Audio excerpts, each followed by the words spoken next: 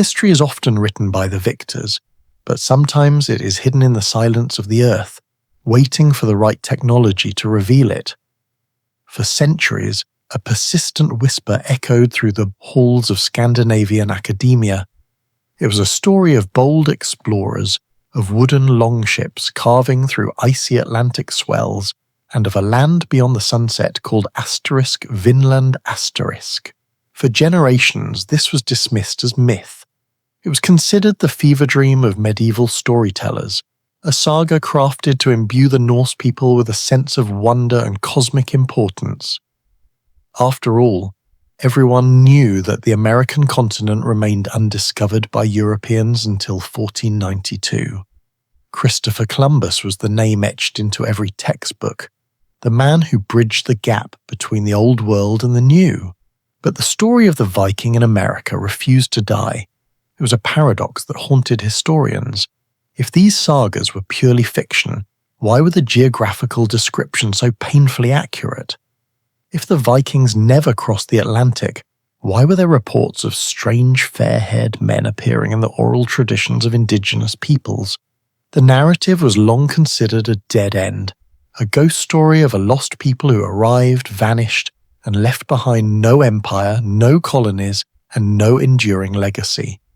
For centuries we looked at the map of North America and saw nothing Norse. But beneath the frost of Newfoundland, the earth was keeping a secret.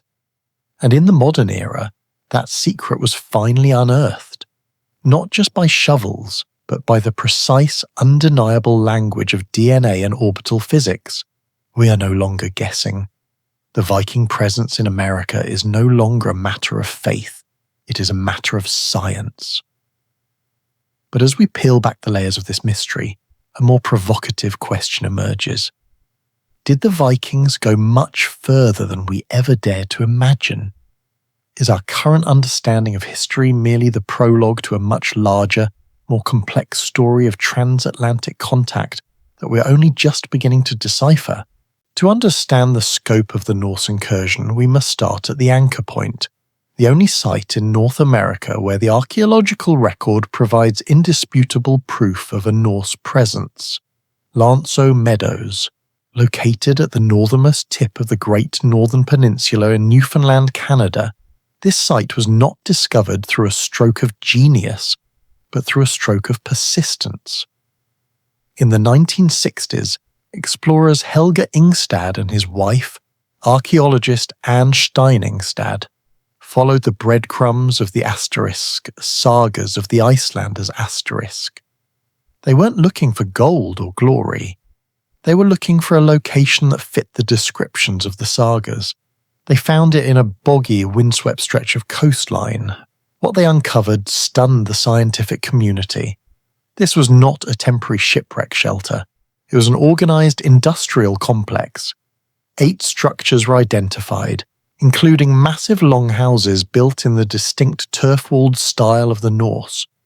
They found workshops, a forge, and living quarters that could have housed up to 80 to 90 people. The artifacts were even more telling. They unearthed a bronze ring-headed pin, a stone spindle whorl indicating the presence of women, and dozens of iron nails, some still attached to scraps of ship timber. Most significantly, the presence of an iron smelting furnace proved that these were not just visitors, they were workers. They were harvesting timber and repairing ships, utilizing the forge to maintain their complex iron-based technology. Lanso Meadows was not a home, but it was a hub, a critical repair station and a base camp designed to facilitate deeper exploration into the unknown continent. For years, the dating of Lanso Meadows was broad and frustratingly vague. We knew the Vikings had been there, but the when remained a loose estimate within a century or two. That changed in 2021, thanks to a breakthrough study published in Nature by researchers Michael D. and Margot Keitens. They turned to a celestial event that left a fingerprint on the planet, a massive solar storm in the year 992 AD. When a solar storm hits Earth, it releases a surge of cosmic rays that significantly increases the concentration of radiocarbon in the atmosphere for that year. Trees growing at that time absorbed this elevated carbon, creating a distinct timestamp in their rings. The researchers analysed 3 pieces of wood found at the site, wood that had clearly been cut by metal tools, a technology the indigenous people of that region did not possess at the time. By counting the rings from the solar storm marker outward, they hit the exact year of the felling, 1021 AD. This date was a lightning bolt in the field of archaeology. It placed the Norse in North America exactly 1,000 years ago, and exactly 471 years before Christopher Columbus set sail. The implications were seismic. It proved that the Viking presence wasn't just a brief accidental drift across the ocean. It was a calculated, active effort to occupy and utilize a land that was, at that point, entirely unknown to the rest of the European world. The year 1021 provides the solid ground upon which we can now build a new narrative. If they were fully operational in Newfoundland in 1021, where were they in 1022? And why, despite this technological advantage and organized intent, did they stop? If you stand on the windswept, boggy coast of Lonso Meadows today, the wind carries a silence that feels heavy with unanswered questions. For years, historians looked at these turf-walled structures and saw the birth of a new world, a glorious, permanent bridge between 2 hemispheres. But as the excavators brushed away the dirt layer by layer, a haunting realization set in. This wasn't a home, it was a ghost town. In the medieval Norse world, a settlement was a living, breathing entity. It needed the laughter of children, the bleating of livestock, and the sacred permanent soil of a family cemetery to ground a people to the land. But at Lonso Meadows, the earth remained stubbornly empty of these markers. There were no grand halls, no sprawling farms, no evidence of children's toys, and, most tellingly, no graves of ancestors. Archaeologist Birgitta Wallace, who spent her life listening to the stories the soil had to tell, famously called this a base camp, a logistical heartbeat in the middle of a wilderness. Imagine the scene. Iron-clad men and women landing their longships on these cold, forbidding shores. Their breath is visible in the biting, salt-choked air. They are not there to build a kingdom, to lay claim to the soil, or to plant an orchard for their grandchildren. They are there to harvest the timber their homeland so desperately lacked, to repair ships that had braved the Greenland Sea, and to forage for the riches of a land that felt both bountiful and predatory. The lack of domestic waste is a silent scream in the archaeological record. It suggests that these people were constantly packing their bags. Why? Were they merely seasonal workers, returning to Greenland as the ice closed in? Or did they move further south, drawn by the siren call of warmer climates and wilder woods, only to be swallowed by the vastness of a continent that didn't want them? We are left with a riddle. The Vikings were the greatest explorers of their age, yet they left behind a footprint that suggests they were running out of time, or perhaps running from something we have yet to discover. The site feels less like a beginning and more like a desperate abandoned outpost, a flickering candle in a storm-tossed dark.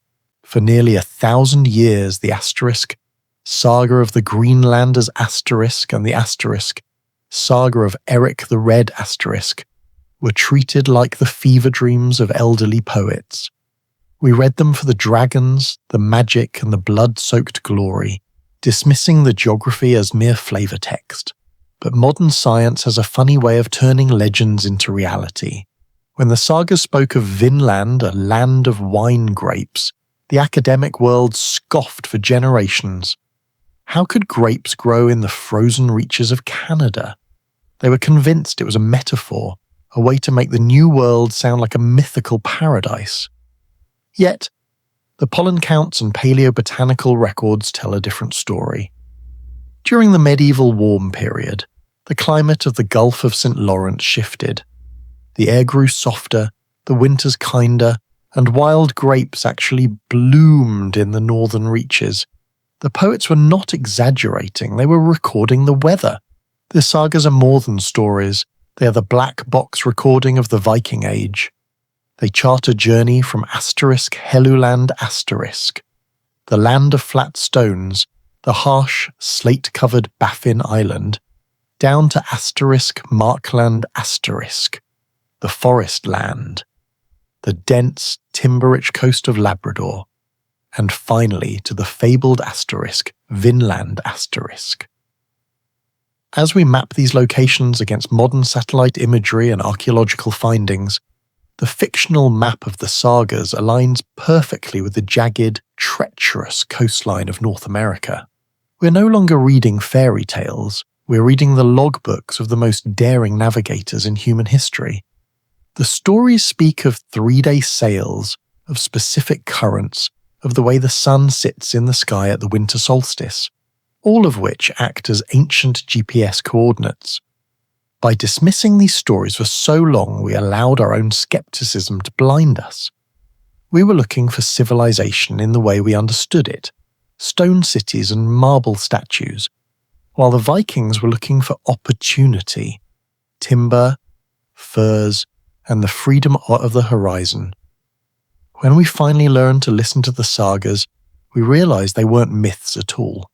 They were testimonies, carved into memory by people who knew they were doing something impossible. The story of the Norse in America is often told as a saga of conquest, but the truth is far more human and far more tragic. When the Viking longships first broke the horizon, they weren't arriving in an empty world. They were entering a land already defined by the pulse of its own people. The Norse called them Skraelings. The term itself is layered with uncertainty and fear. The first encounters were not defined by grand battles, but by a catastrophic series of misunderstandings. Imagine a trade negotiation gone wrong. A curious bull charges an indigenous camp, a spear is thrown, and in an instant the possibility of a shared future vanishes into a red mist of panic and violence. The sagas recount these moments with chilling, visceral clarity. We hear of Thorvald Eriksson, a man who survived the fury of the Atlantic, only to fall on a foreign shore with an arrow through his chest. He was buried far from his home, the first European to become part of the American earth. His death was the turning point. It transformed the Vikings from explorers into soldiers, and the land from a treasure chest into a battlefield. But why did the Norse, with their iron-forged swords and advanced naval tactics, fail to carve out a foothold? It wasn't just the distance from Greenland, it was the resilience of the people they met. The indigenous inhabitants of the region were masters of their terrain. They had the numbers, the agility, and a fierce tactical brilliance that turned the dense, unforgiving forests into a fortress. The Norse were masters of the sea, but in the dense woodlands of North America their longships were useless. They were fighting a war of attrition against an enemy that moved like the shadows and knew every path through the timber. In a way, this was the first clash of civilizations. It was the medieval world's Iron Age technology colliding with a highly sophisticated, indigenous defensive strategy. History might have looked very different if the Norse had encountered a docile, empty land. But they didn't. They met a people who fought back with such ferocity that it effectively stopped the European expansion in its tracks for 5 centuries. The Norse withdrew, their ships retreating into the mists of history, leaving us to wonder, did the indigenous people of North America effectively win the first war for the continent? By refusing to yield, they kept the new world hidden from the old until the global balance of power shifted, sparing their civilizations from the crushing weight of a much earlier, much less prepared European wave. The story of the Norse is a story of a missed connection, a moment where 2 worlds touched, felt the spark of conflict, and then turned away, leaving the destiny of the Americas to be decided at a much later and much bloodier date. While Lonso Meadows serves as our anchor, it was never the end of the story. It was merely the front door. The true mystery lies in the breadcrumbs left in the interior. Consider the discovery of butternuts and butternut wood at the Newfoundland site. These trees do not grow in the rocky northern climate of Newfoundland. Their native range lies significantly further south in the lush, temperate valleys of New Brunswick and the northern reaches of the Gulf of St. Lawrence. To procure these materials, the Norse would have had to travel hundreds of miles from their base, navigating the treacherous waters of the Atlantic coast. But the Norse were not limited by the sea. They were masters of the river. The Viking longship was a masterpiece of medieval engineering, a vessel that defied conventional physics. With a draft of less than 1 meter, these ships could kiss the surface of the water, allowing them to glide up shallow estuaries, bypass rapids through portage, hauling the ships overland on logs, and penetrate deep into the dark, tangled arteries of the North American interior. Imagine the silence of a North American riverbank 1,000 years ago, suddenly broken by the rhythmic creaking of timber and the flash of a carved dragonhead prow. This mobility meant that the Vikings were not just coastal scavengers, they were potential explorers of a vast, unknown continent. They were capable of reaching the Great Lakes, the river systems of New England, and the deep forests of the American Northeast. Every riverbank in the region could theoretically hide the charred remains of a winter camp or the forgotten tools of an expedition that never made it home. We've only scratched the surface. The wilderness of the North American interior is a massive dark archive, and we're only just beginning to learn how to read the secrets it has been holding for a millennium. The map of Norse activity becomes a puzzle of haunting anomalies.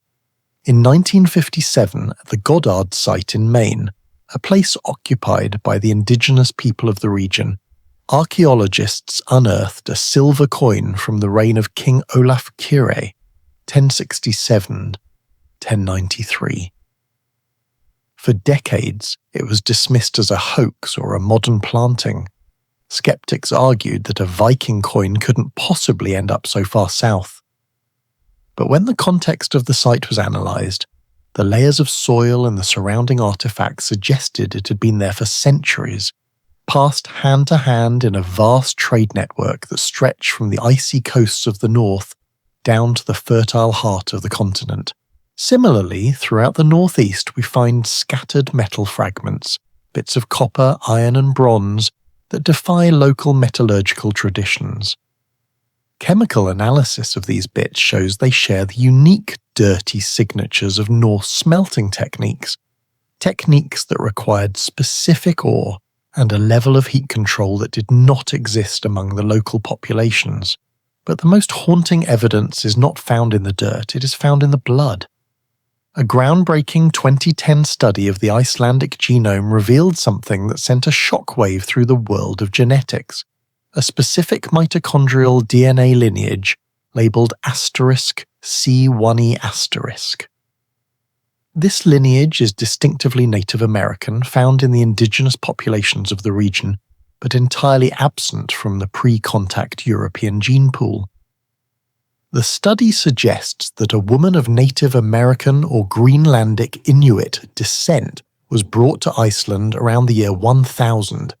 She was a traveller, perhaps a captive or a member of a pioneering voyage, who became a part of the Norse saga. Her DNA is a biological testament, a bridge between two worlds that existed half a millennium before the Age of Discovery. She was the living proof that the Atlantic was not an impenetrable wall, but a path. For nearly 1,000 years we chose to be blind. We looked at the map of the world and saw a vacuum where the Vikings had once stood. Why? The resistance was not born of malice, but of the rigidity of our own historical framework. First, there was the technological barrier. Without carbon dating, without the ability to extract ancient DNA, and without the satellite imagery that can spot the faint outlines of turf houses from orbit, the Norse presence was just a floating story, a ghost that we couldn't pin down. Second, there was the myth versus fact bias. Historians were trained to discard anything that resembled a legend. If a story contained heroes or supernatural feats or dragons, the entire text was thrown into the bin of folklore. It took a new generation of archaeologists to realize that the sagas were not just stories, they were data encoded as narrative. They were the memories of a people who had no written language, so they turned their history into song and story. Finally, there was the Columbus-centric narrative. Our textbooks, our museums, and our national holidays were built around the arrival of 1492. To accept the Vikings was to pull the thread on a sweater that had been knitted for centuries. If the Vikings were here first, what does that do to the discovery of America? It transforms it from a sudden, singular event into a long, messy, and complex process of human exploration. It is uncomfortable to rewrite the origin story of a nation when that story has been set in stone for generations. We weren't hiding the truth. We were protecting our own comfort. But we are currently living in a golden age of history.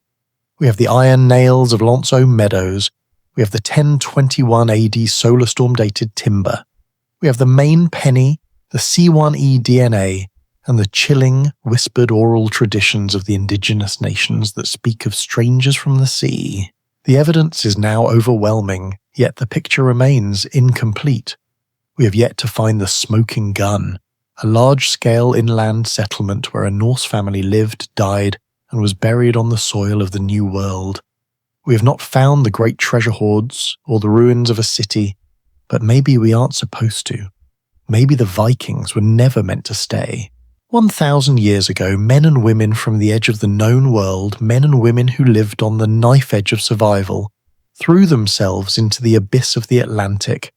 They touched a new continent, bartered with its people, fought for their lives, and ultimately chose to retreat. But the silence that followed was not an ending, it was a pause. Lonceau Meadows is not merely a ruin, it is a gateway. We are currently the generation that is finally kicking that door open. The Vikings were the first to write their names on the shores of the American continent. We are only just now learning how to read them. And as we dig deeper, we realize that the age of discovery didn't begin with a man in a feathered hat in 1492. It began in a misty turf-walled camp in Newfoundland, where a group of ironclad explorers looked at the vast green forests of a new world and realized, for the first time in human history, that the world was far, far larger than they had ever dared to dream.